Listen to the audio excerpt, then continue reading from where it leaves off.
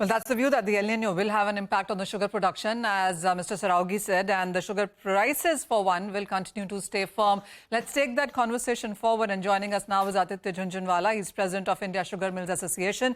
Mr. Jhunjhunwala, hi, thank you so much for joining us. And I want to start with El Nino as well. We do understand that even if the quantum doesn't get impacted, it is the yield that the industry will watch out for. Now, the current season is done with. How are you looking at the season coming in? Hi, Manisha. Honestly, I would like to say that currently it's little too early to take a call on the El Nino as well as the weather condition. Because, the monsoon is yet to start and we are keeping a very close watch on the same. Still, as of now, we don't have any negative impact on the sugar crops and we don't foresee still there is anything negative on the sugar production as well.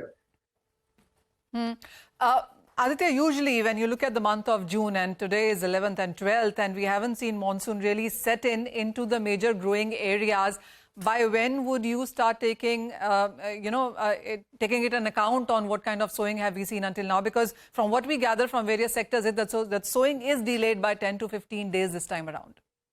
Yeah, the sowing was little delayed, but now the sowing season is more or less over. We are only thinking now on the growth part. So the cane area grows, the growth of the sugar cane depends upon the monsoons now. But the dams and the waters in Maharashtra and Karnataka are pretty at a good level. So currently we don't feel there is any threat to the sugar cane production this year. The other thing that the sugar industry seems to be looking at is the fact that while we've come down from an 11 million ton of an export to around 6 million tons this time around, with the kind of scenario that we are working with, next year could be even lower. How would you look at the next season? So, Manisha, what you said is right, but you have to see the totality of the picture, correct? Because two things happened. Our opening stock was reduced. So, we reduced our opening stock as well our diversion to ethanol was much more than last year. So, these two effects will further, because now the opening stock is at a good, reasonable level. There is no further situation to go down on the opening stocks. The only diversion will be more to ethanol.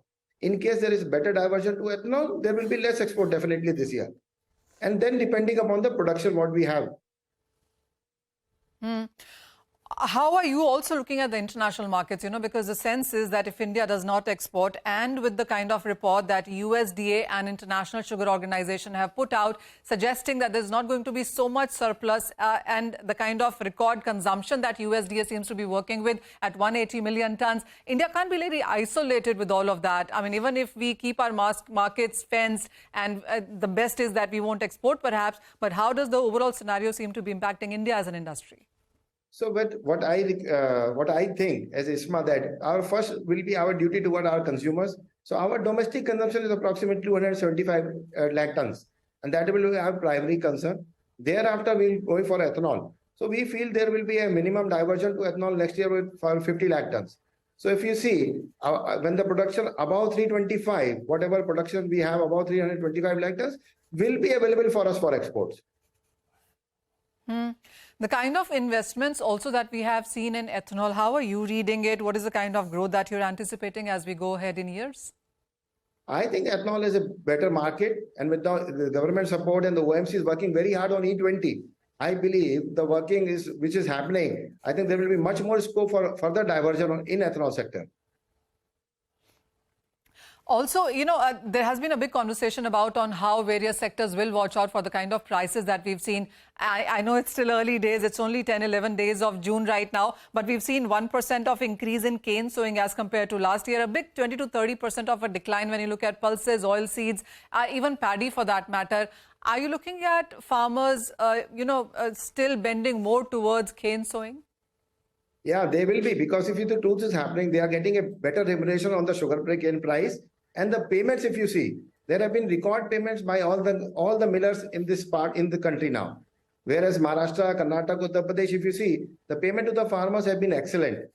And that is the reason the farmers are more tending toward sugarcane production. And we as an industry are also working for increasing their production as well as the recovery and yield. Aditya, also put it in a box for us on what are you expecting the next season to be? I mean, what kind of crop are you looking at? As you said, and as we've spoken earlier as well, exports at best might be 2, 3, 4 million tons next year because the divergence to ethanol is going to be more priority here. So what is it as an industry that you would be looking forward to for the next season? So currently what we are doing, we are into a satellite mapping. We are using that tool now for new technologies we are developed. We are using that technology. And I think by month end or maybe by 15th of July, we'll be in a better situation to have an assessment of the next year's crop. And what's your sense on the sugar prices going forward?